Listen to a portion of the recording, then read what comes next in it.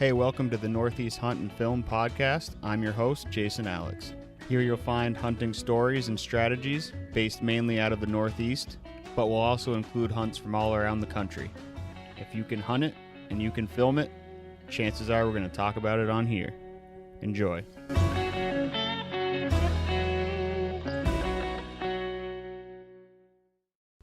Welcome everybody, back with another episode of Northeast Hunt and Film. Joined this week with Jeremy Ballantyne. Jeremy's kind of a local legend in the area. Guy kills some really big bucks, and he's got a YouTube channel, In Pursuit 365. Can also find him on Instagram there. So this podcast we get into, we recorded it. He was just off of his elk hunt in Colorado. I didn't have any success this year, but we talk a little bit about that. Since this is coming out, right ahead of scrape week, end of October, things are starting to get good. So we cover some late October calling strategies, hunting scrapes, strategies for entering and exiting your stand locations so you can be as less impactful as possible.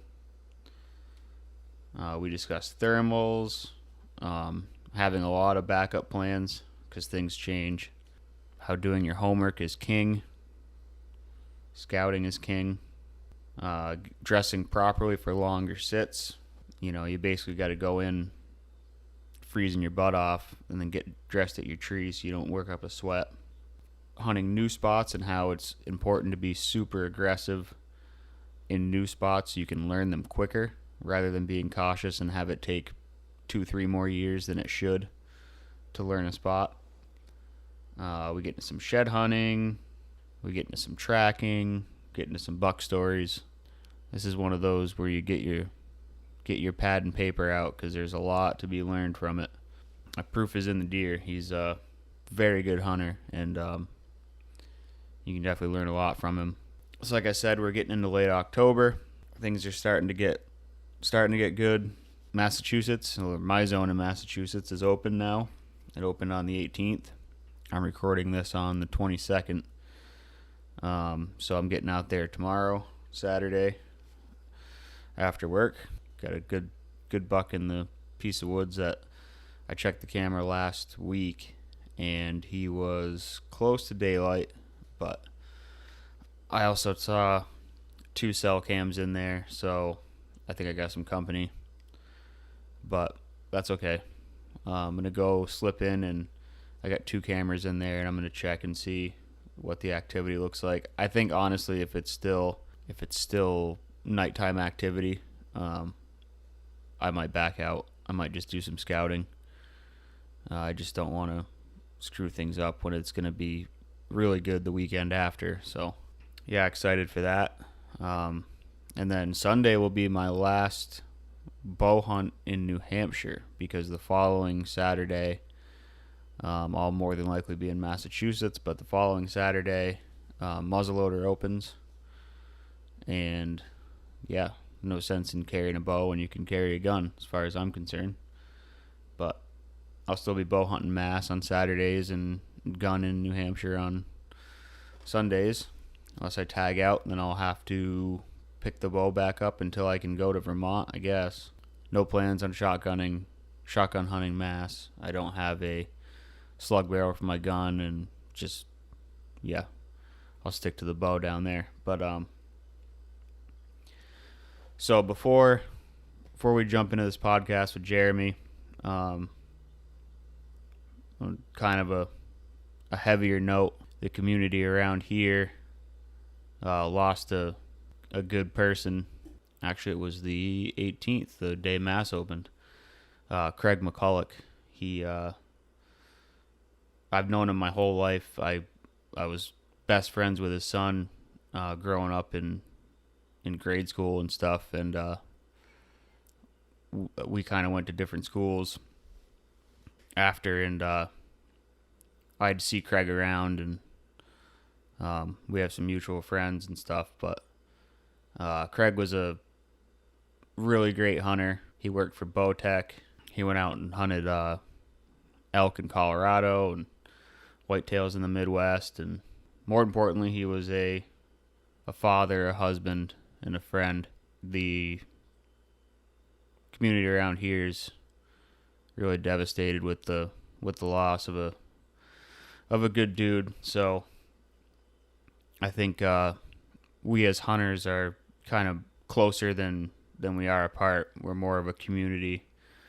Even when you don't know one another, it's easy to stand with each other because we share a similar passion. So whether you knew Craig or not, I'd like you to join me in a moment of silence and remember Craig's life. And then we'll jump into the podcast here.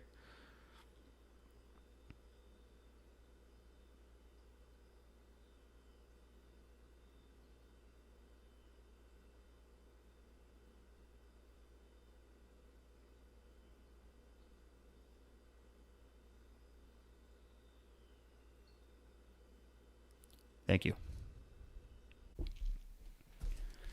All right, we're live. Another episode of the Northeast Hunt and Film Podcast, sitting in Jeremy Ballantyne's house, fresh back from Colorado. Yeah, I feel like I could run over the mountains back here. We had a good year out there, just couldn't seem to make it happen, but we got to play the game a few times. Really warm temperatures, and had a lot of stacked against us. Warm temperatures, and the beetle kill had killed thousands of acres of timber out there, so there was limited dark timber to deal with. But it was a good trip. I just got to find a different area, I think. The elk are kind of getting thin in that area with the timber dying off. Yep. Now, what tree are they? Spruce, all the softwood. I don't know if it's spruce or if it's, lodgepole pine or what it is, but I think it's all spruce. Yeah. But it's all dead standing, thousands of acres. So pretty sad. A little more aggressive than the ash borer that we got. Yeah, they say it takes like 2 to 4 weeks to kill a tree. Jeez. Once the beetles get on them. So made it a little bit tougher for us. And, but we still were able to find elk. There's a lot of pressure. It's 6% success rate to kill an elk in Colorado. So I'm still around 80%. So we got to one really good morning. We got to play the game. We had a destination in mind. There was this lake that was probably about 2 miles back. The key to elk, and especially when it's warm like that, is finding water. So we're headed back to hunt this lake, and it was just cracking daylight. We're about a half mile, 3/4 from the truck, and this bull bugled off, and he cracked off kind of below us. And at that point, the thermals were still cutting down, and we were trying to get it so we could have the thermals correct, but we had to drop down off the hill, and just the way it was happening, we didn't have time to do it. And he bugled again. He was like 125 yards away, so we had to set up with kind of a crosswind. And so I scooted back 60, 70 yards behind my buddy because he was going to be the first shooter. I got 60, 70 yards behind him and cracked off a bugle, and that bull answered and was on his way. And it was just minutes. I could hear him walking, and then I caught a glimpse of antler, and he was right in front of him. He had him at 25 yards, just on the other side of a blowdown, screaming, just couldn't get an arrow to him. And after, he had 4 or 5 cows with him, and they kind of milled up the hill, and we're cutting the wind really tight as it was with the thermals, and one of the cows got downwind, got our wind, and boogered the whole group. There was probably 5, 6 elk in the total group, but it was a really nice 5-by. And so we were kind of bummed out, but it was fun to play the game. I mean, just to have one screaming at you in the timber is what we do it for. And we headed up the hill, and there was another basin that I wanted to check out that had a ton of water. And headed up that way, and we're almost dropping down into that basin, and the thermals are still cutting down, so I wanted to stay as low in that basin and kind of work my way up into the top of it. And calling, hadn't heard a bugle, and walked right onto a beautiful bull, I don't know if he's a 6-point, but he was definitely a big 5. And it was like 30 yards. Come around the bend in a log road, and boom, we run right into each other face to face. And he boogers and runs up the hill, and he's got a raghorn with him and a couple cows. And immediately when you spook elk, you want to bugle at them or call, because if they didn't smell you, they don't know what's going on, So I bugled to him, and I heard him stop running. He didn't run hard anyways. So I bugled at him, and then, raked a tree a little bit, and I could hear him starting to, walking and coming back, and I could see one of the cows headed my way, mewing like every 5-6 steps. She thought we were elk as well. And she walked right into like 15 yards, and he's behind her, but hung back about 30. And man, I had him within 35 yards for 5 minutes and just could not get an arrow to him. He would chuckle and he would scream, and dark timber, just wicked thick, and just couldn't get an arrow to him. And the thermal stayed good. He never smelled us, and that other raghorn bull that was with him didn't end up coming in close enough, didn't get a real good look at him other than the initial encounter. But none of the elk smelled us, so I figured we were good to go. Got to be really warm by midday, so we're like, we'll come back in the next day and work these elk from a different angle, and nothing. That whole basin was just dead silent from there on out. It was full of wallows and rubs on trees the size of your leg, I don't know where they all went, but that was like how it all went the rest of the trip. It was like as soon as we'd find elk, they'd bugle a couple times and then be totally quiet. We couldn't find them again. So is an elk rub like similar height to a moose rub? Yeah. They'll hook on. They'll rub trees anywhere from, the size of an inch in diameter all the way up to 6 inches. Same as moose, but they'll do a lot more of them. They'll bend over trees, and then there are usually a lot of rubs right around the wallows. So they'll leave a lot of sign. Especially when it's hot like that. Yeah, when it's hot, they're right around water and dark timber. So what is it like, because I've heard, people struggle with it, adjusting to the altitude? Couple days, and then you know what you're in for. Everyone kind of adjusts to it differently. Like my buddy that was with me this year, he had asthma. So a couple times we hiked up over 12,000 feet, and he's like, there's no air to breathe. Yeah. Your legs still want to go, but you just can't breathe. So it just takes you that extra second to get your breath. And then do you hunt at a certain elevation and sleep at a lower one, or? Yeah, we sleep. This year we rented a cabin. And the cabin was at like 8,000 feet, so we didn't stay in a tent this year. You can get a lot better rest, and the cabins are like dirt cheap, the ones that we found at the bottom of the mountain, so... You're only driving 20. Better than a tent. Absolutely, you're driving like 25 minutes up into the mountains to hunt. So we're hunting off of spur roads and hiking mainly from the truck per day, because it's like 3 or 4 miles is about as far as you want to pack an elk, anyways. So I try to shoot one within 3 or 4 miles of the road, especially about 12,000 feet. Yeah, there's no air. A lot of times, it's a lot of work, but it's there's nothing like it. It's the most exciting thing. Dude, I want to go. It's the most exciting thing you can bow hunt in the world. It's such a fun game to play. I'm going to make my way out there someday. Yeah, you got to do it. The younger, the better. Yep. But that gets me prepped for deer season. Yeah. We're into it now. We're recording this late September, but we're going to talk we're going to talk scrape week. Yeah. That's my favorite. That pre-rut, just starting in the very beginning of the rut. Yep. Late October, last week of October, Halloween. Yep. That's when I've shot my biggest deer with a bow. Yep. By far. They're real responsive to calling, and a lot of times you're shooting them standing right in a primary scrape. You can kind of predict their movement. They've got some sort of a pattern. They're just starting to move quite a bit during daylight. It's a really good time of the year. You catch a buck moving, you can call to him. They're just super responsive. Like when it gets late into rut, they can be in that zombie mode, and they're just cruising. Right. No matter what you do, you can't get them to come towards you. But during the rut, during the pre-rut, that's when they're still running a pattern that you can figure out. They're right there on that fresh sign. That's what I like. Yeah, they're kind of.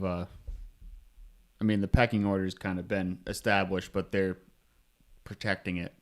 This is my scrape. They're on their feet, moving in daylight. Yep. A lot more than ever. Especially, and you can predict if you're hunting over scrapes. A lot of times, I have really good luck right after it rains. Like if you get 2 or 3 days of rain and then boom, it clears right off. Yep. you want to be especially in the with like stand. a cold front. Yeah, you want to be in the stand like right after it gets done raining. It seems like they just want to be the first one. They know that scrape is all pounded down with rain. It's like the first thing they want to do is get back there and freshen that scrape. And I've killed a pile of them doing that. But that's the magic time of the year.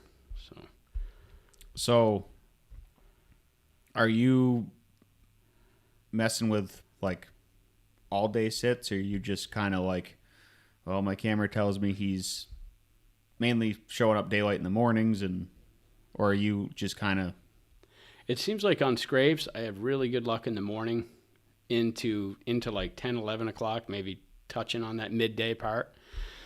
And then it seems like if I shoot a buck on scrapes in the afternoon, it's well before dark. It's like I don't seem to have a lot of activity right at that dark like you would. Like when I'm hunting them early season, when they just start making scrapes or when they're still on a food pattern, a lot of times you're shooting those bucks. Even if you're hugging the bedding area, you're shooting them right at the end of closing. Yep.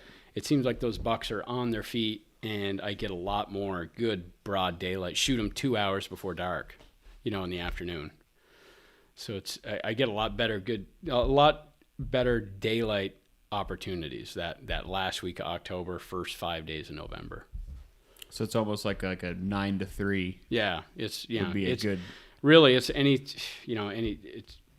time they could come cruising through there. I get pictures of them at 1 o'clock in the afternoon, sometimes working a scrape. So it's you never know. It's all weather related, but as long as it's cold and it's that time of the year, you got to spend as much time as you can in the tree. But on the other hand, you got to make sure you got a good clean entrance and exit. You can't be burning out your good rut spots or hugging a bedding area too tight and spooking the family group of does that are in there. I think that's really important too. You can hunt aggressive during that pre-rut time, but you can also hunt too aggressive, and if you disturb that whole family group of does in there, it's going to mess you up for later on in the rut. So I always try to keep that in mind. That's what makes a good stand site for me, is if you don't have a clean entrance and exit where you can get in and out of there without being detected, it's not that great of a stand site. It's a one-time, 1 or 2 sits, and then you're done. The deer will have you figured out in a couple sits if you don't have a good, clean entrance and exit. Like one of my favorite ways to enter a stand is if I can walk a brook or a seep coming off the hill, and I can stay in water, and not only are you lower in the contour of the land, you're kind of out of sight, out of mind, working your way up that mountain, but it's nice and clear. It's kind of easier to walk that way in the dark because you can just follow the water for the majority of the way, and you're not leaving any scent, Yeah, and if the water's colder than the air, it'll pull your thermals all your down. thermals are getting dragged right down. Yeah. So that's a good 2 cents right there. Yeah. And thermals are a thing, hunting the deer that I'm hunting around real steep mountain terrain. So I think thermals are definitely underrated. There's one mountain in particular, I've killed several good bucks on this one funnel. And it doesn't matter if that wind is calling for out of the north, out of the west, out of the east. You get on that side hill, you are dictated, unless it's coming straight out of the south, because it's a south-facing side hill. Unless it's coming straight out of the south, you're going by thermals. So first thing in the morning until about 8 o'clock, till that sun really hits that side hill, all your thermals are carrying down. As soon as that sun hits that side hill, it doesn't matter if that wind is coming at any direction, your thermals are going up the hill. Yep. And, you can see that by dropping milkweed, whatever, and you can see your thermals. So that's a really good stand. And a lot of times it's a mile and a half back from the road. So I don't have any real first thing in the morning daylight activity there. Most of the deer are coming through there 8 o'clock on. So it works out perfect with the thermals. I can sit there with that and know that those thermals are going to change. Gets to be 8 o'clock, 8:30, and those thermals change and start pulling my scent uphill. Most of those deer are not showing up until 9, 10 o'clock. I shot a really good buck there last year, and he didn't show up till 10, quarter after.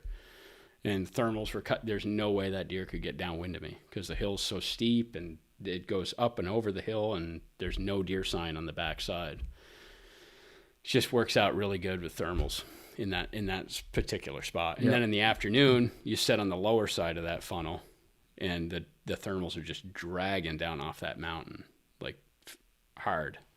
And as long as you get the deer above you, you're good. And the hill's so steep, even if the thermals are dragging down, you still got a ton of elevation on the deer that are below you.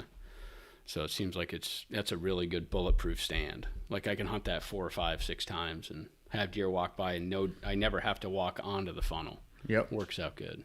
Yeah, you gotta love it when you find those spots. That's what the hours and hours and hours of scouting is. Yeah, and sitting there, not quite the right tree, and having a deer come through and booger you, and then I just need to move. If I could go like 100 yards down the mountain or around the side of the hill, then I get a little bit better wind current. You know, it's just you got to hunt a spot. I always said you got to hunt a mountain like 3 or 4 years before you really start to figure it out. Yeah, I've heard and that. And then once you hunt it 3 or 4 years, you really start to get the bugs worked out of it, and then you really start killing the deer on it. You know, that's what I've noticed, and that's when it gets really fun. And then it's time to go learn another one, because then you've got that one figured out. Now you just got to wait until there's a giant there, and then you can kill him, and then figure out 5 or 6 of those mountains. That's the whole plan. That's what I've been trying to do in mass, is figure out 5 or 6 good mountains, and then when there's a giant on one of those mountains, he's in big trouble. Yep. Then I can kill him. So. Yep. Obviously, it's mainly cameras you're discovering these spots with, but you do a little bit of shed hunting. Yeah. Now, in the big woods, that can't tell you much about a spot because... Well, the shed hunting, you're not going to find... Where I'm hunting, most of my deer all migrate, so I'm not finding sheds where I'm going to kill the deer. Right. But the cool thing is having, running trail cameras, I like to just get an inventory of what there are for deer around, and I'm trying to find a particular size buck to kill. I'd really like to shoot something 4 or 5 years old plus, and I'm trying to find the biggest set of antlers I can find on the mountain, really. But it's fun to have pictures of a buck, even if he's 2.5, 3.5 years old, and then find his sheds 4 miles away. And it's like, oh, well, I know where he hangs out in October. And if you can keep track of that buck, you found his sheds, so he's obviously not dead. If he's a 3-year-old buck and he's 100-inch 8 or 110-inch 8, whatever, who knows what he's going to be at 4? Well, you've got that deer. You know where he's going to be in October. You know where his fall range is. So even though you're finding his sheds, the sheds are just, I just like it as confirmation that he's alive. And now if I happen to have a picture of him, boy, now I can go back and try to find him. Or better yet, I find sheds off of a big buck, and I'm like, well, where does that deer live? And then I can start looking at different mountains 3, 4, 5 miles away from there that I may have never hunted before, and I can go search those mountains, and maybe I'll find that buck. Maybe I'll find another one even bigger. But it kind of fuels my fire to go find that buck that I found the sheds from. Yeah, so, for sure. And I'll split my time between spring scouting and shed hunting, because they're usually totally different things. When I go shed hunting, I'm going to where the deer are wintered. They may migrate 4, they may migrate 10 miles to where they're going to winter, but they seem to keep going south until they hit the big rivers, and they like to winter on those south-facing side hills. So I'll spend a lot of time shed hunting, and then I'll also go into my areas that I hunt in the fall and do spring scouting. I'm not expecting to find a shed in there because those deer aren't even in there after December. Seems like by the end of December in a lot of my areas, there's a ton of snow and the deer are gone. They know where they need to be for the winter. So once it gets to be, the end of December, those deer are all down where they're going to be shedding their antlers. We've got up to 1 foot to 3 feet of snow sometimes. Yep. Well, the good thing is all that snow, all it does is just protect all that sign that they laid in October, November. Then you can go back in there and you can try to figure out what you didn't know the year before. You can walk right into areas that you suspect are bedding areas, and you can find beds, you can find rubs, scrapes. You can put together a lot of the pieces of the puzzle because there's no foliage. You can see the lay of the land. Everything's laid out like a book. You just got to know how to read it. And yep. I have figured out more deer in the spring and then put that into practice in the fall and killed those bucks first 2 or 3 times I hunt them. And a lot of it's because of, going in there and saying, oh, this is where those deer were bedded. I was thinking the bedding area was over here. Or you could be like, wow, look at this finger ridge that comes down. I never even knew this was over here. It's covered in scrapes, big rubs. And man, you put a camera on that next year and look, wow, that's where that buck is walking in daylight. I'm only getting a picture of him once a week. Right. He's walking here every day. This is how he comes up there to bed. And it's just putting those and putting those pieces of the puzzle together. And even if you kill that buck, the next time there's a big buck in there, he's going to be doing the similar stuff. There's a reason that buck's doing that. That's allowing him to live 4, 5, 6. Yep. It works. That's a good system. Buck habitat. Yeah, he's figured out how to. Yeah, he's figured out how to use that lay of the land, and he's not going to be the only one to figure it out. All the other bucks that come into there are going to figure it out if they get some age on them. So it's and that's the fun part for me. I figure something out like that in the spring, and I'm amped all summer to get back in there and hunt. Yep. It's like, you figured it out. It's like the light bulb come on. It's like, I can't wait to try to kill that buck this fall. Yep. And then you found his sheds, he's still alive. That's how it all comes together for me. So your big wood spots, as far as bow hunting, how many days will you devote to a spot? Because you can't go in there one day, I didn't see anything, and then leave, because they have such a big territory. It might take 3 days. Yeah. Usually 2 or 3 days are what I would give it. Yep. And I'm really picky on my days, because some of the stands are 1.5 miles in there. Yep. So you got to fully prepare.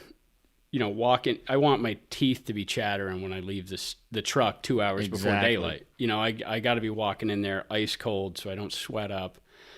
Because I'm a skinny guy, I freeze if I'm sitting on the stand. If it's cold, pre-rut is nice because that's another reason I like it. It's because it's not 10 degrees, but it can be. Yeah. But you got to prepare to walk in there and not get sweated up, or if you do get sweated up, you stop 200 or 300 yards shy of the stand, and you put on new base layers, everything, so I don't freeze. So you're dry, yeah. Yeah. And I'll bring a big Ziploc or a garbage bag and put all my sweaty clothes right in it, stuff it under a stump or something, where there's no deer, where I don't think the deer are going to walk, and I'll pick it up on my way out of the woods. It's just a different, to go into a stand when it's that far. I want the weather to be good. I want to have the right wind. I want it to be cold. I'll pick and choose my days and do quality over quantity. Yep. And a lot of times that'll pan out way better. If you can go in there and hunt, you're hunting on a mediocre day with with light and variable winds are the worst thing you could possibly hear on the forecast. Yep. I want 10, 15 mile per hour winds. They're consistent. You can count on them. Even in mountainous terrain, but it seems like if you have that 15 mile per hour wind, 10, 15, then you can count on it. If it's light and variable, that's when you get the wind will stop and it'll actually pull back and your thermals get all messed up and everything. So I really pick and choose my days, and sometimes you can't be too picky because you'll get a warm streak where it's 6-7 days and it's prime to be in there to kill that deer. You just got to figure out, either take a stand in with you and try to figure it out when you get in there. You got to get risky at some point, but I hate pushing the envelope when it's still early. Like before that November 10th, you can push the envelope, but it's just like, man, I've got good bucks in there. I know how those deer, I know I can kill them. I just need the right day to do it.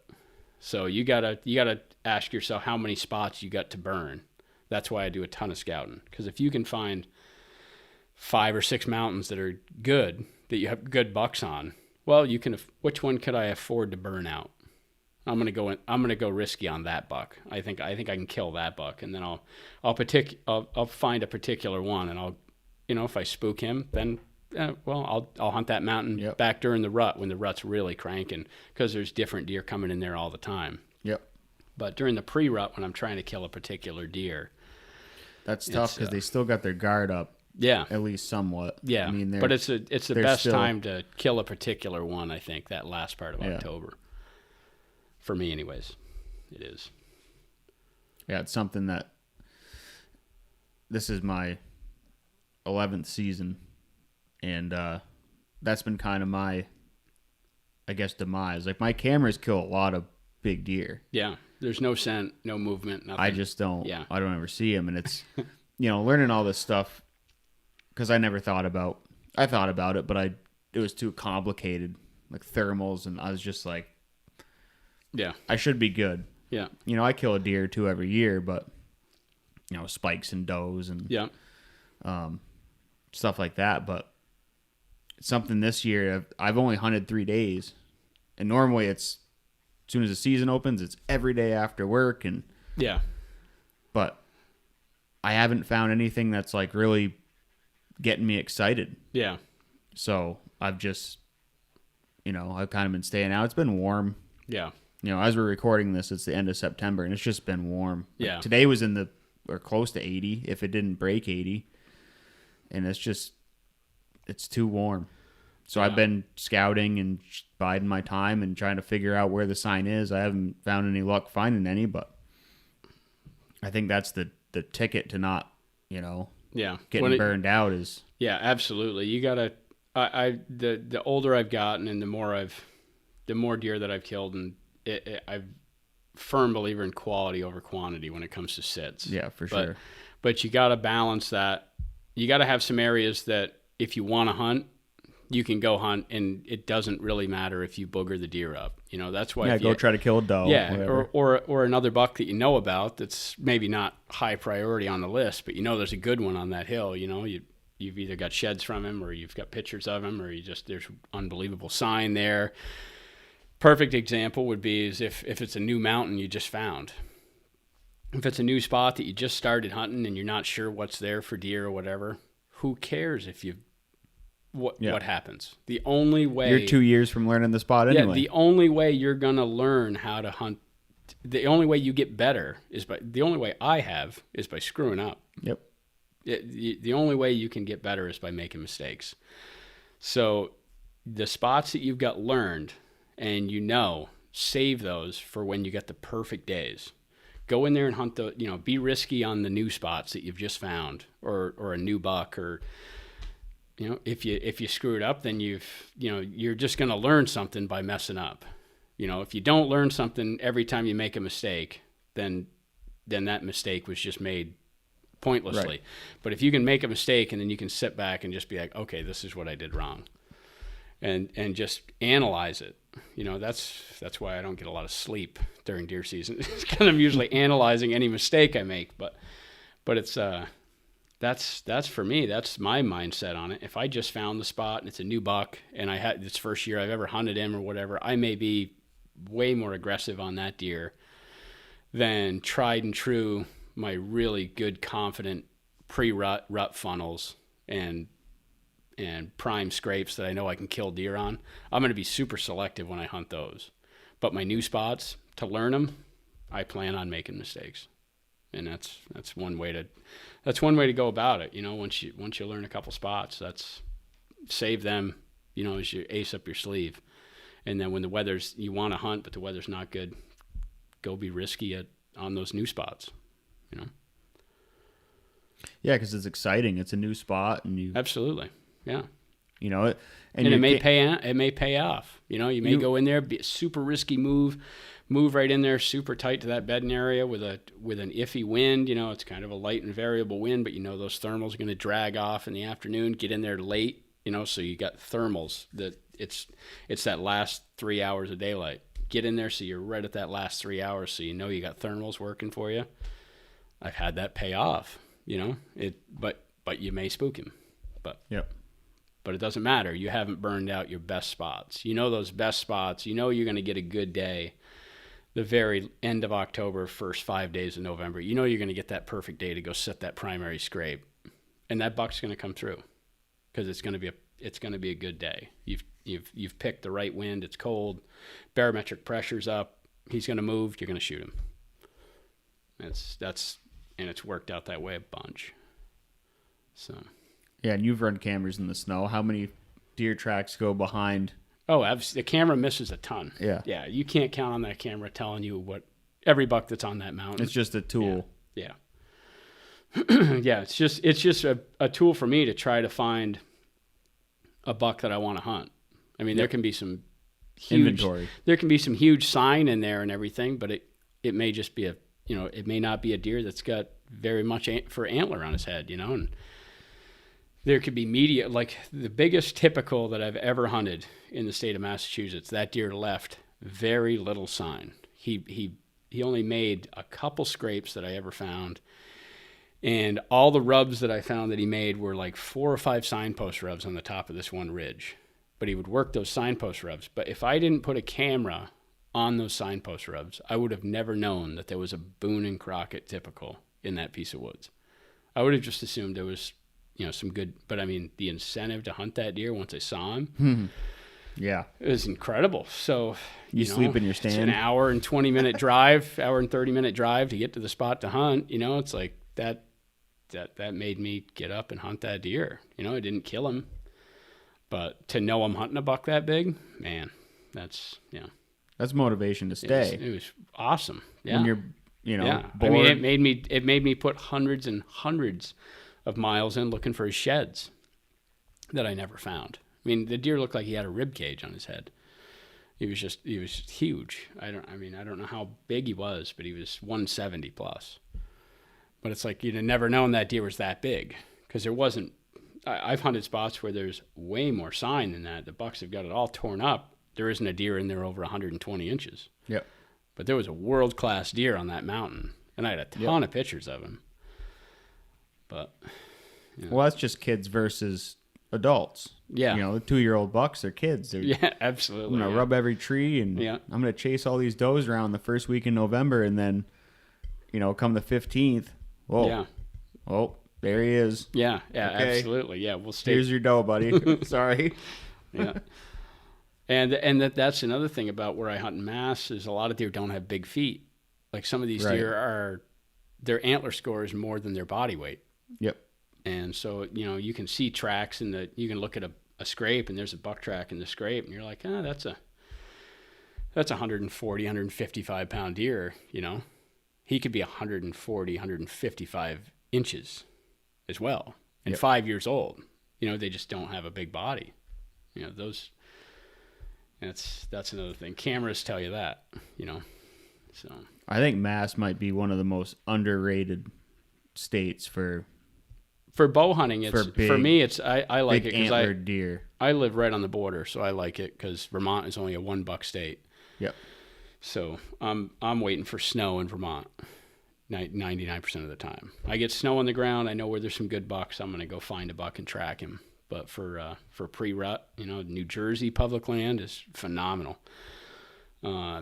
Actually, some of my best bow bucks have been shot in Jersey on public land. And that's the same thing. There's phenomenal security cover down there and tons of food. Big oak ridges, soybean fields down by the rivers. And this is all public ground. Anybody can hike it. And big steep ridges. You can get away from people. There's not that many people that are willing to walk a half mile from the road, especially if it's steep. And which to us, that's like nothing. It's just part of the course. That's where mile. Those are the spots I'm looking for. Yeah.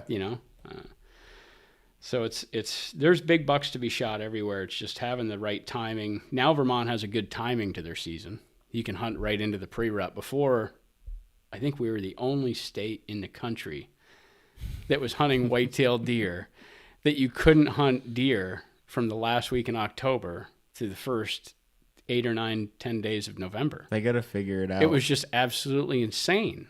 I'm just like, there's no deer season in Vermont during the best time to kill a good buck. They're starting to. But now you can. They're starting to, and they need just to admit it. Yeah. They need to adopt New Hampshire's laws. Yeah.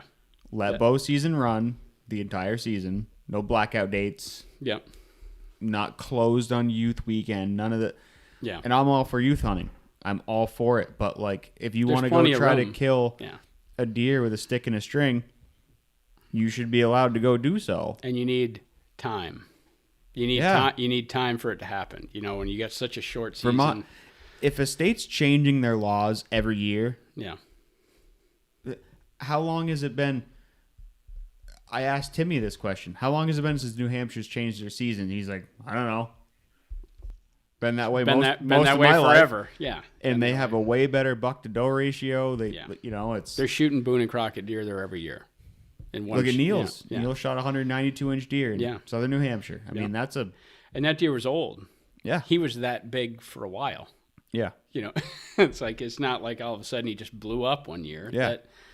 In Vermont, and I understand northern Vermont because of what happened in the 80s when they introduced doe hunting and like the Benoit said, the hills just ran red. They just slaughtered all the does. Big time. Yeah. But southern Vermont, I mean,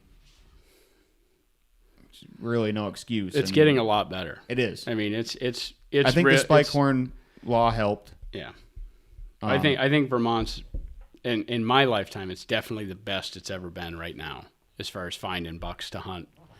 The past 2 bow seasons are the first bow seasons that I've actually, seen multiple bucks during bow season. And, the deer numbers aren't that high, but we've got good feed. And I didn't find any winter kill deer this year, which is, we've had some easy winners. Yeah, we've had some good winners. So we've got oaks.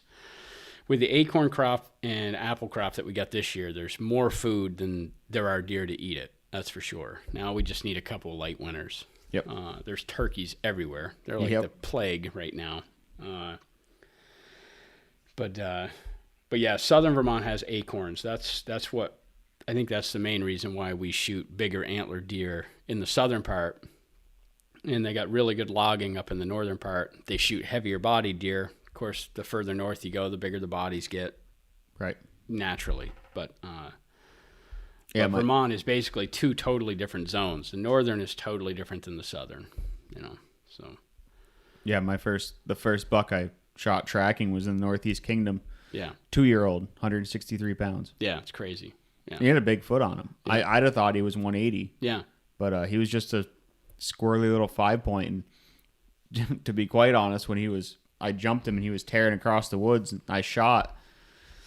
I was like, I hope that wasn't a spike. Yeah. I mean, he had like nothing on his head. Yeah. But he was a 5-pointer, but. And I've shot 5-year-old bucks down here that are 165. And that's as heavy as they're going to be. Yep. It's just, that's just as big of a deer as they're going to be. It's hard to shoot a 200-pounder in the southern part. They're rare. I mean, they're here, but they're super rare. I'd be surprised if there was, if you took all of southern Vermont, say like from Rutland down. Yeah. I'd be surprised if there was like half a dozen. Yeah, they're rare. I don't know how many. There's probably a lot in the 180 range. There's a lot in that 160 to 185. Yeah, that's a good buck in the southern part for body weight. Yeah. Most of my big ones have been right at 170. Yep. Yeah. You shoot one over 180 pounds. That's a. Yeah. Yep. You did good. Yeah, that's a heavy deer for down here. Yep, no question about it. Now, if you shoot one that's 180 pounds, Thanksgiving Day, he was a 200. There was your 200 pounder. Yeah, absolutely. Yeah, especially in October, especially right now. End of September, early October, he was probably 210, 215. Yep. He was a heavy deer.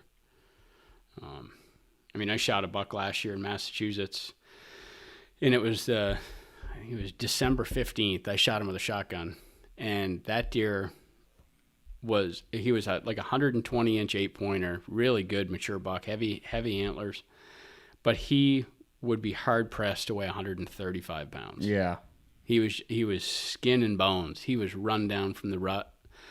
Those deer on that really steep terrain, man, they're going up and down hills. They're burning so many calories. They're just that's why it's so easy during the rut to kill them in funnels, in saddles. Those deer are running those ridges so hard. The steeper the terrain, the easier it is to kill them deer, I think, because they use every advantage they can to move around those mountains because they're burning so many calories.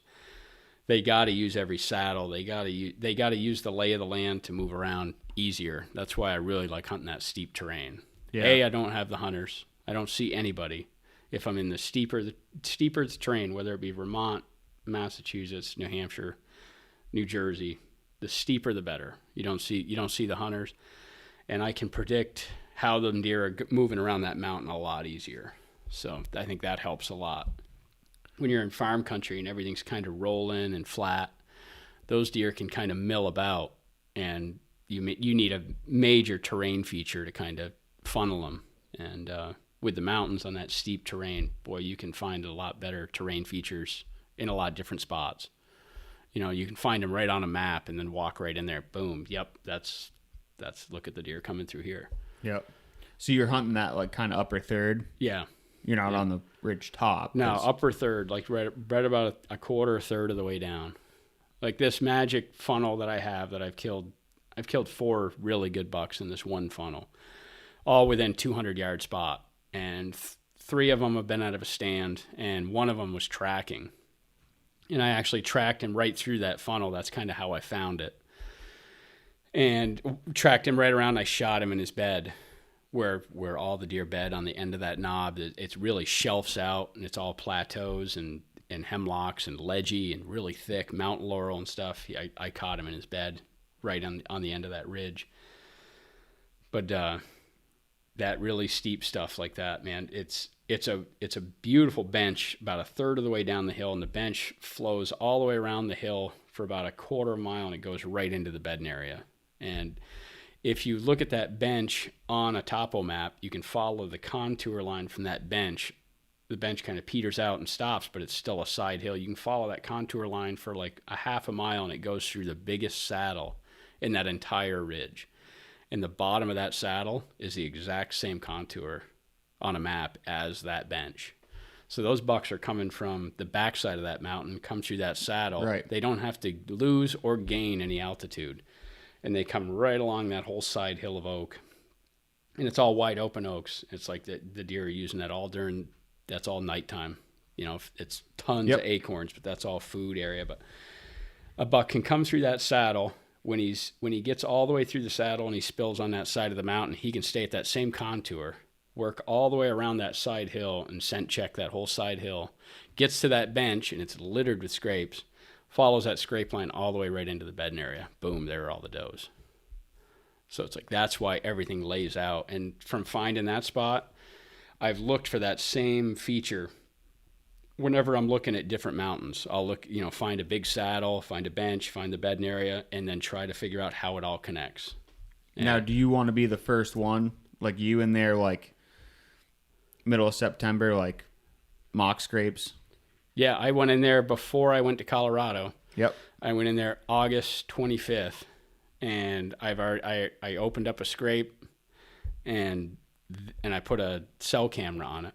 There have been bucks working that scrape 4 or 5 at a time just about every day since I opened up that scrape.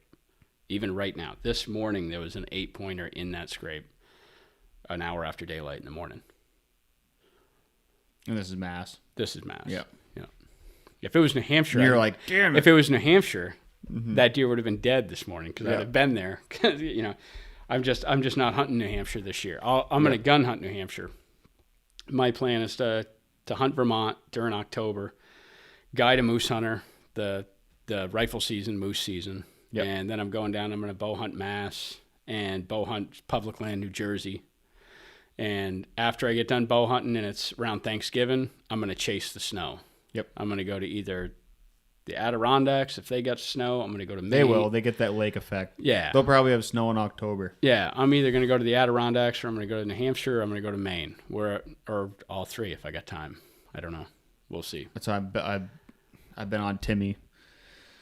I just want to chase the snow around and go dude, shoot a strange buck. I'm like, dude, we have to consider the Adirondacks because it's on the bucket list. I got to kill an Adirondack buck. I haven't yet. But so this year's kind of squirrely. I'm gonna be able to get probably some, like, say a storm hits on a Wednesday up near his camp. I'll probably be able to get the time off from work. Yeah. But it's like, if a Friday night storm hits the Adirondacks, like, let's go. Yeah. Let's make 2 films. Yeah. Like, why? And he's just like, sure. Like, he's not, because they're they're not what he wants. Yeah. He wants those 230 pounders. The 200 pounders, there's some that. there, but that rugged country, there's a payout. You know, with that rugged country comes deer that are leaner. You know, they're not going to be that heavyweight clear cut. But it's an adventure and like absolutely, yeah. To me, I'm worried about my shot, right? Yeah, he's worried about his. Yeah, to me, it's all about age and antlers. The body weight is just it's just whatever. That's what he weighs. To me, I mean, I love shooting. I haven't shot very many bucks in that 190 pound range. 200 pounds even is the biggest one I've ever put on a scale. Yeah. I've shot some that I'm assuming were heavier, but I never put them on a scale. I shot them in Ohio or whatever, and got back home, and it was like 2 weeks after they were dead, and they weighed 190 something. You know, I don't know. That deer weighed 200 and some odd, running around. I don't know, but most of my bucks have been in the southern part of the states, and they're in that 160 to 180 pound range. Yep.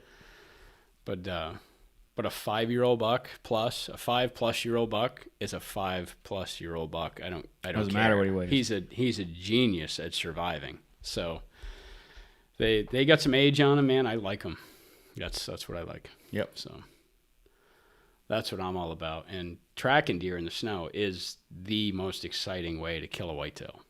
I mean, to me, for sure. It for sure. doesn't even compare to anything else.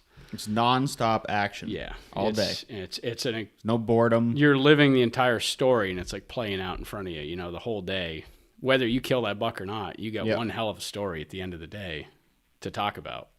You sit in a tree stand for 3 days in a row during the rut and don't see anything, but then all of a sudden you kill a giant. When you're done. You kill a giant on that third day. Well, you've got a very boring story all the way up until where you kill that giant. Yep. And then it's 40 seconds of sheer, adrenaline through the roof, blasting out the top of your head. It's like, right.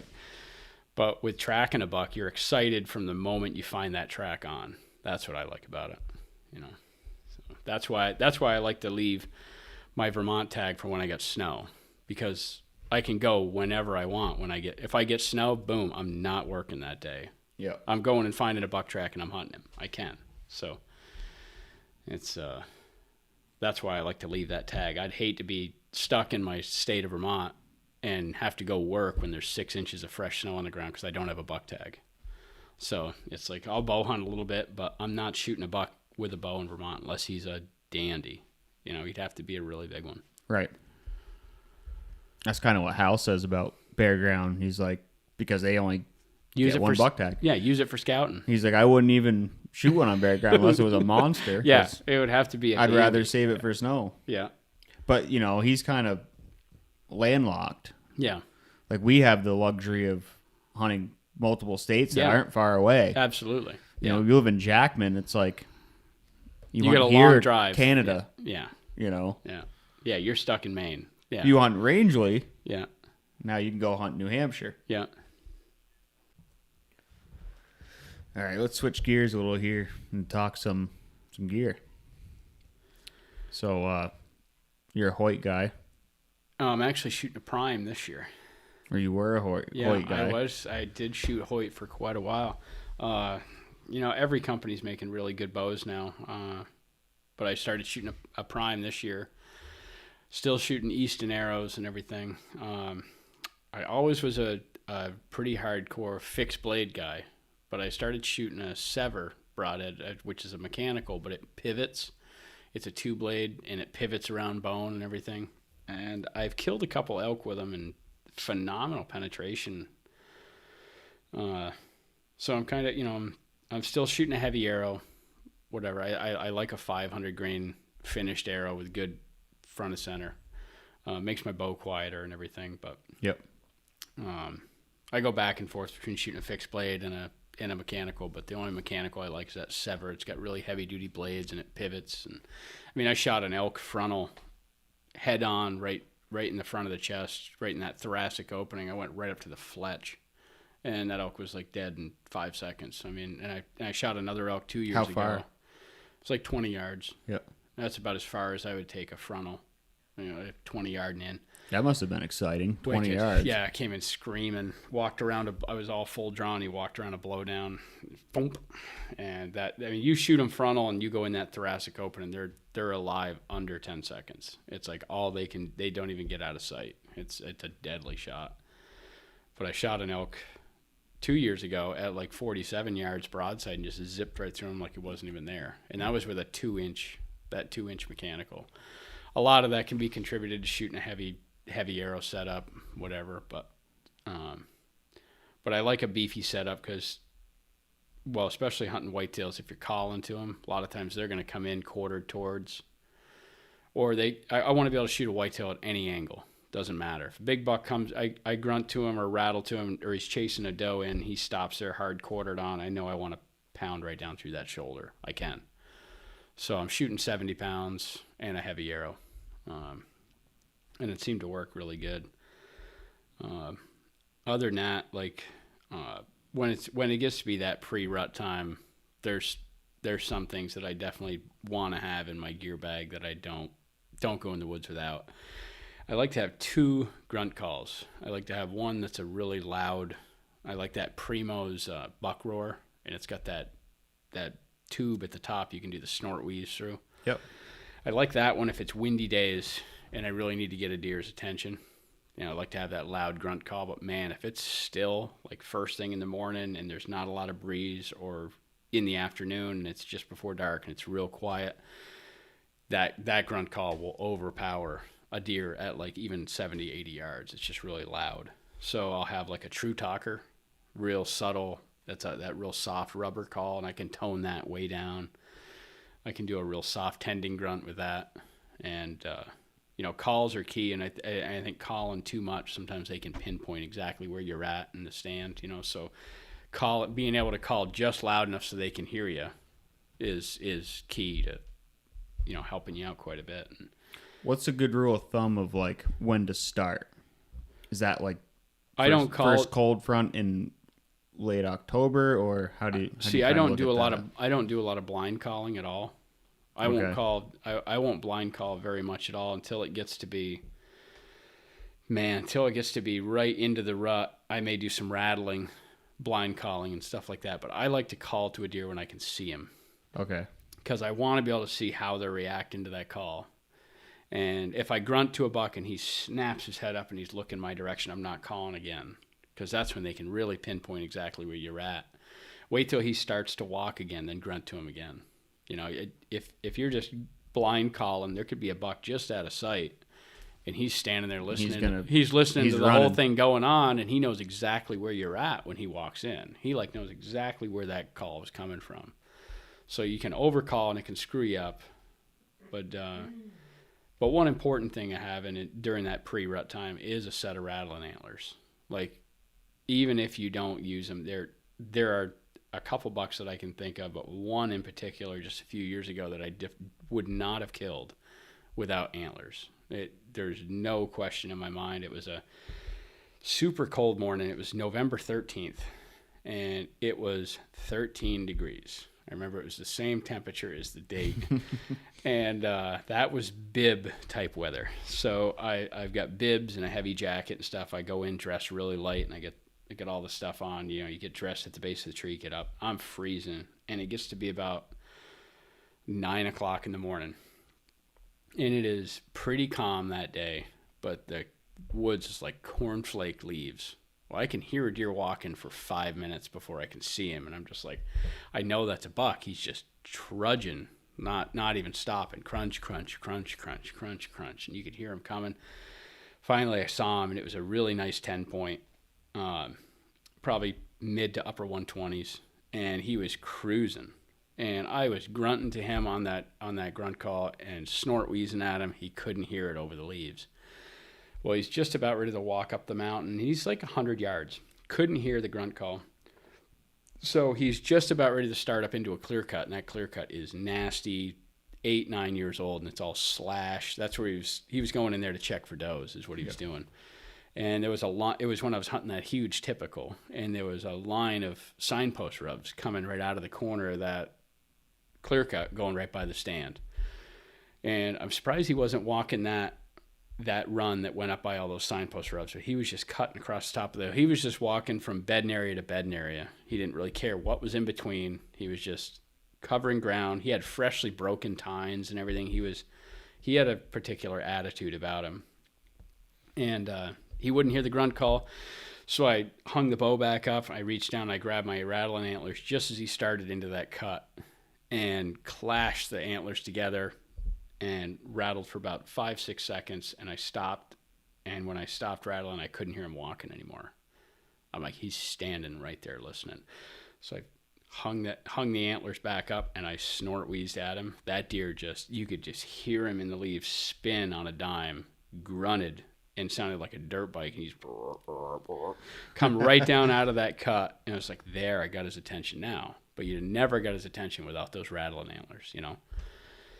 And he came out of that clear cut, and I remember he had his ears slicked right back and hair bristled right up. As soon as he got to that first signpost rub out of that cut, he just dove right into it head first, and he's just raking that signpost rub, raking it, and he stopped hooking the tree for a minute, stopped making all that noise, and I grunted to him again. He just whipped his head right off of that signpost rub and chugged right down that scrape line, that rub line, and I shot him at 20 yards. So it's just like, it's magic when it all comes together with calls. It's just knowing when to be loud and when, you know, without those antlers, I'd have just listened to that deer walk right out of my life. You're right. But I was able to get his attention with the rattling antlers, and then he was listening. Then once I had his attention, he was listening. Man, those mature bucks, if you snort wheeze to them, I've had some of the best reactions with a snort wheeze. And, I mean, that's what killed that deer. No question about it. Yeah, and that's that time of year.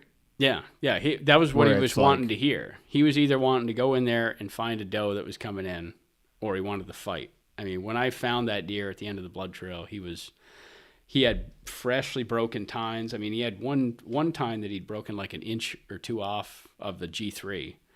And I was just like, I bet it's right by that signpost rub, because he crashed into that so hard. I looked around that rub for 20 minutes thinking that was where the end of that tine was going to be, but I bet he broke it fighting. He just had the attitude to fight. I mean, he came out of that clear cut and his ears were all just slicked back and his hair was on end. He was just angry. It cost him. You know, you just caught him in the right attitude, you know.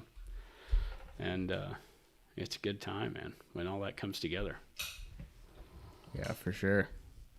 Well, I look forward to some of those days. Yeah, absolutely. It's just putting in I put in so much time scouting. I have always stuck to the saying that I put in 80% of my time scouting, 20% hunting when you're trying to kill a deer out of a stand. Scouting's fun. Yeah.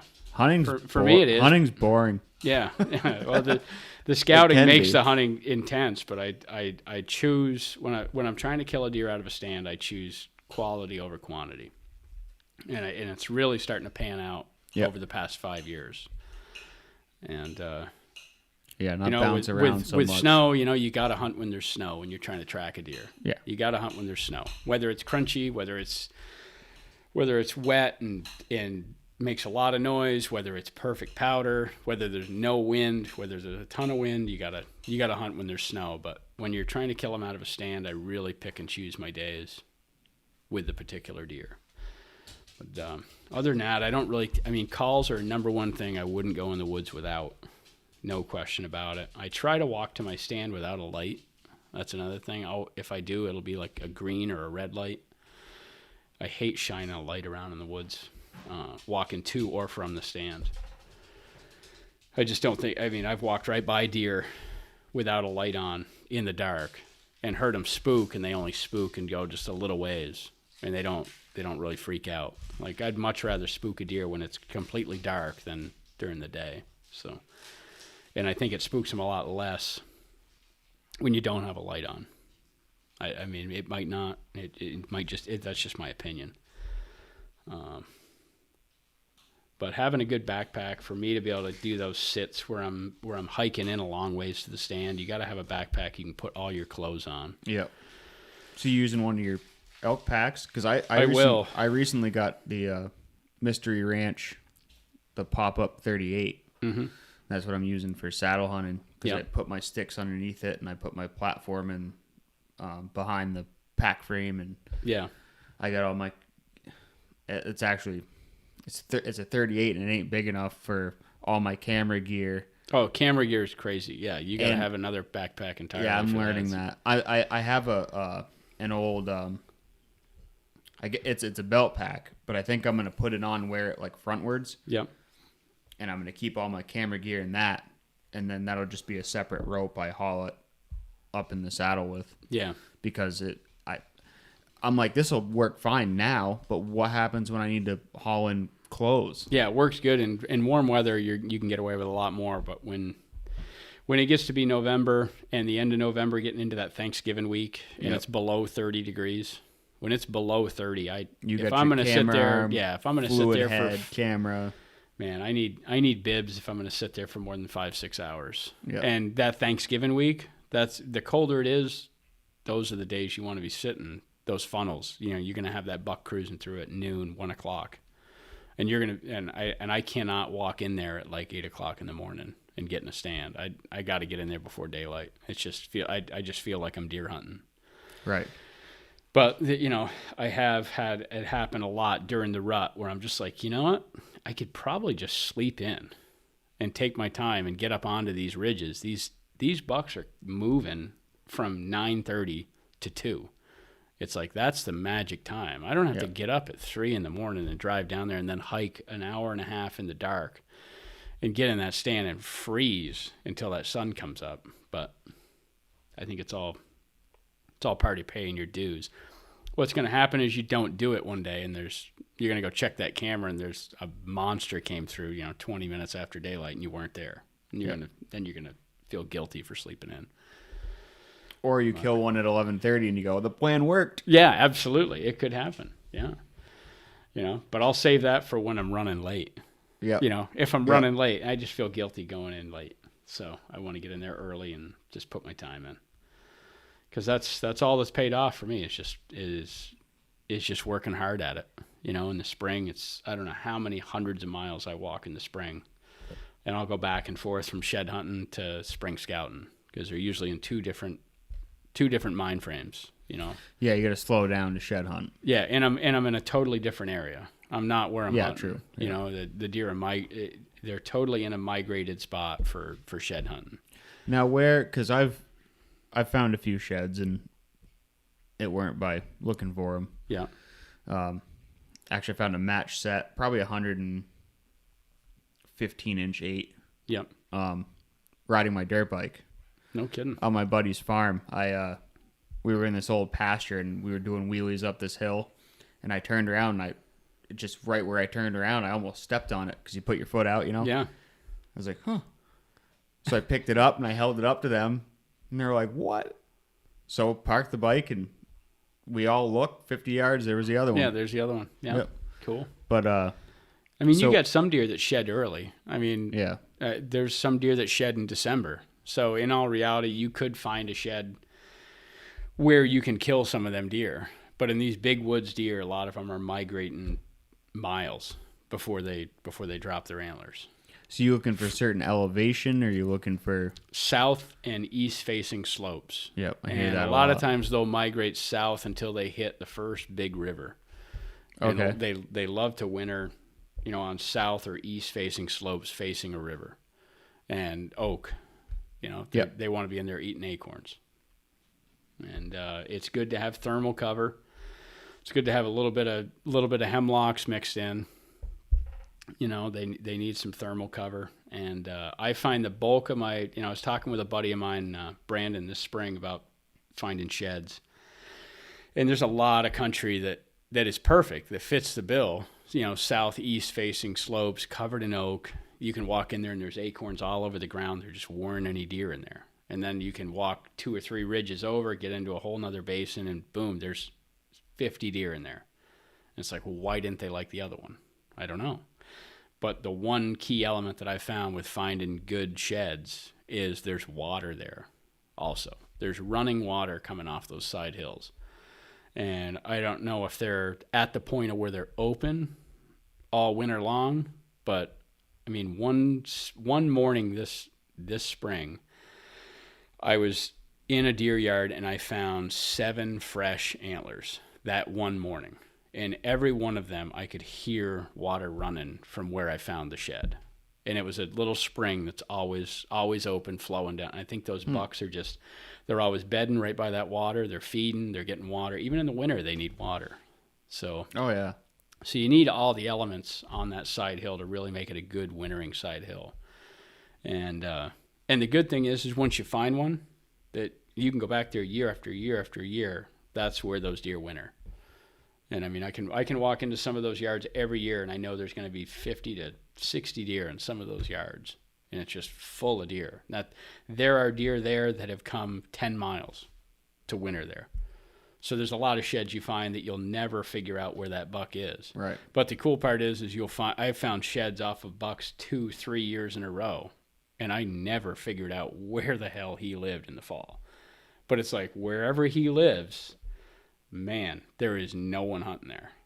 Or he has really figured it, and that's what keeps me looking, because I'm like, man, if I could ever find the spot that buck is living, that's another gold mine. Like, you could kill a good buck there every year or 2, 3, 4 years. Sometimes you find a good spot like that, you'll kill a good buck there like every 3 or 4 years, because it takes 3 or 4 years for there to be a good one there.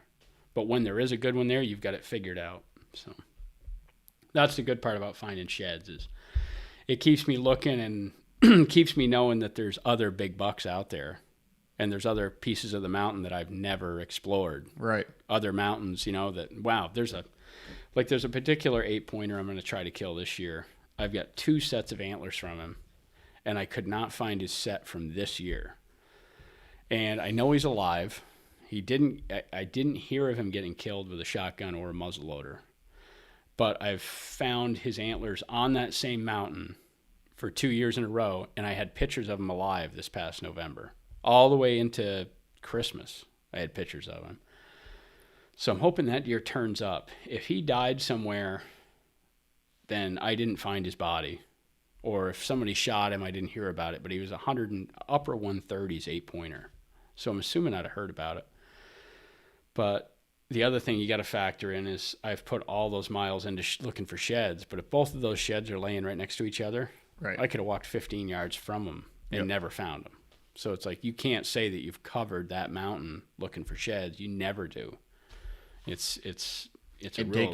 take you all year. It's a long odds thing. Like that. Well, I'll be in there looking for sheds, and I found all those sheds. I found like 18 sheds on one mountain this year. I went back in there turkey hunting, and I mean, I have been if you looked at my Onyx map, it looks like you threw a handful of spaghetti on the map. Because I record all my tracks. Yeah. And then when I go back into shed hunt, I just make sure I don't walk where I've already walked, but I can walk close to it just to make sure I cover it. And I'll mark where I find every shed and stuff. So it helps me systematically kind of tear that whole hillside apart. And then I'll erase my tracks at the end of shed season. Well, I still had all the tracks in there, and I'm in there during turkey season. And I'm hiking that ridge, getting to the top to hike out into some maples to see if I can hear a bird. And as I'm walking through there, I'm like, I haven't walked this little section over here. It's all pines. But it's, I tried to stay in all the oaks or whatever. I walked through there, boom, there's a big 4-point shed. And I don't have the match to it. So I'm just like, not only did I find one that I didn't find when I was walking hundreds of miles, every day I was up in there walking 10, 12 miles a day, that I had the chance every weekend. I found that shed. I don't have the other side to it either. So I'm just like, well, I don't know how many sides I got that I never matched up. So it's like you walk by tons of sheds, but it's fun. It's my funnest thing I'd almost rather find a pile of sheds and shoot a turkey in the spring. So it's cool to be the first. You can do both. Yeah, you can do both. Absolutely. But shed hunting is fun. It puts it's a whole nother, if you find, the way I look at it, if you find a match set to a big buck, that's second to killing him. You got his antlers, and he's still alive. Yep. And he's going to have a bigger set this year. So now go kill him. And then you've got 2 sets of antlers. It's pretty cool. So it's, I can't wait to put all that spring scouting to work this fall. I've got so many hours into scouting. Yeah. I'm just really confident I'm just going to pick my days to hunt and find the right weather, the right wind. I've got my stand sites all situated. I'm going to go in super light, hang and hunt. That's the way I like to do it. And just be super selective. You looking for, you say picking the right, wind is wind, but the right weather. You looking for a specific temperature or a significant drop? Like, say it was a high of 65 for a week, and now it's going to be a high of 45. Like, yeah, if I see a drastic change in the weather towards cold, from hot to cold, it's go time. Yeah, that late October, like, yeah, it's going to happen. Yep. Yeah, that'll get him on his feet. And I'll have 3 or 4 different spots in mind, and I'll look and I'll just be like, oh, it's a straight west wind. All right, this mountain works out best for the west wind. I'd really like to hunt this buck, but man, I kind of need a north wind. Or if it's going to be real, I know the thermals, it's going to be warming up during the day. I'll go hunt that spot where I get the thermals that drag my scent up the hill by 9 o'clock. I'll have all these spots kind of figured out, and I'll know by what weather's coming up what spot's going to be where I'm going to have the edge, because I need to have an edge. If you don't have an advantage when you go in there to hunt them, you're handicapped right off the start. So I have all these spots scouted out, but I also try to figure out what do I need to have happen to have my best odds of killing one in here. So that's another element to figuring out. Yeah. But in the spring, when I'm in there spring scouting, I'm prepping all those trees. I'll carry climbing sticks with me, and I'll climb up there, and I'll get my spot situated. So when I walk in there, I've got the tree all punched in on Onyx. I can walk right to that tree, and I know I got all my limbs cleared. I can get up there to that whatever height I need to be at. I'll make a mark on the tree with my saw or something, so I know what height I need to get at, and I know I've got shooting lanes right to that scrape. I can do it all in the dark and do it super efficiently. So it's just getting everything. I like to have all my ducks in a row and be as prepared as I possibly can be. And then I'm just picking my right time to strike, to try to get in there. And it's worked out pretty decent. But like we were talking about before, the only way you learn is by screwing up. And Yep. I am by no means done making mistakes. No one is, and it's the more mountains that I find, the more spots I find, the more mistakes you're going to make to learn them. But that's the name of the game, is learning part of the journey. Yeah, it's so much fun. So. All right, bud. Well, I think we'll wrap it up. Yeah. Good talking to you, and yeah, hopefully. Yeah, we'll be chatting during the season anyhow. Yep. Hopefully you call me to help you drag one out. Yeah. I was talking to. I put a camera on this signpost. It's like an hour walk into the middle of some state forest. I didn't happen to think, because I have a jet sled. Yeah. I don't have a game cart. I never even thought of a game cart. And I was talking with Neil, and I was like, dude, I think I'm going to have to, if I shoot him here, I'm going to have to, literally call the game warden and have him, come in with a four-wheeler. Because, I can't drag, it'll rip the jets. He's like, get a game cart. I was like, oh, yeah. You can do Forgot those existed. You can do a game cart, and another tactic I got from a buddy of mine that lives over at the other end of the state. He used to hunt Maine quite a bit. He's shot multiple bucks over 200, and he's 145 pounds soaking wet. Yep. He shoots those bucks tracking them or whatever. He carries a small block and tackle with him, and he'll shoot a buck, and he'll hang it in a tree, and he can get its head 4 feet off the ground.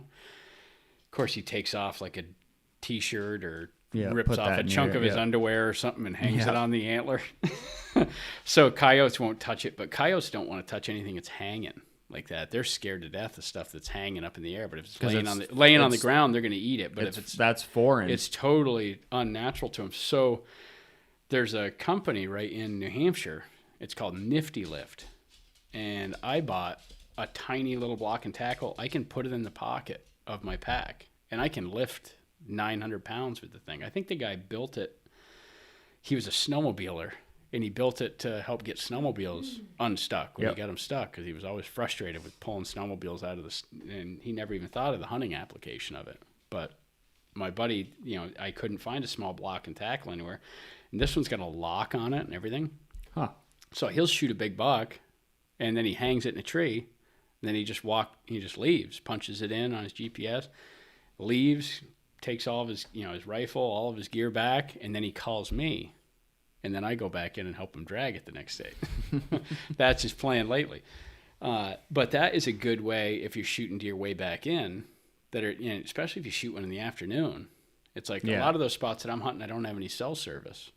And, if I shoot a buck and I'm there dragging it until midnight, the wife's going to have a search party out for me trying to figure out where I am, and I can't call anybody.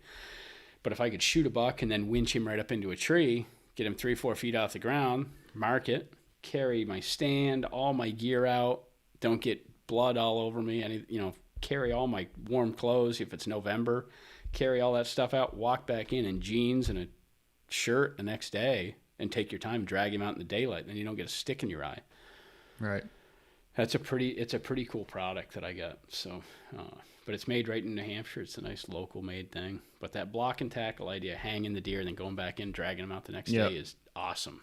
That on bare ground, works really find good. someone with a game cart and then you got time. Yeah.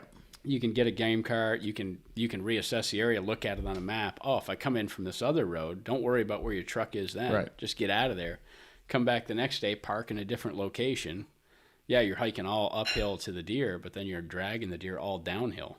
You can find better ways to get the deer out, and that works out really good because deer drag super hard on bare ground. That's why I love tracking deer, because you shoot them on snow, man, they drag nice. Snow plus jet sled equals it's crazy. Heaven. It's absolutely. So that's another piece of gear that I carry with me, is that small block and tackle though. That's really important. But hopefully get to put that to use. It's gonna be soon, man. It's already here. It's September flew by. It's crazy. Yeah. I can't even believe how it doesn't feel like it because it's like 80 out, but next there's some highs in the upper 60s and lows in the 40s in the forecast. It's coming. Yeah, I'm wrapping up all my work right now, and then I'm guiding that moose hunter, and then it's the game face is on. Then I'm hunting. So I'll hunt a little bit early October, but mainly I'm just getting everything prepared and getting all my clients happy so I can take off for a couple weeks and not have to worry about the phone. Yep. That's what I need to do. So. All right, dude. Yeah, man. Good talking with you. Absolutely. See ya. Hey, thanks for tuning in to this week's episode. Make sure and come back and join us every other Monday with a brand new episode. If you're listening on Spotify or Apple, make sure and leave a review. And you can find me on YouTube at Northeast Hunt and Film. Once again, thanks for listening.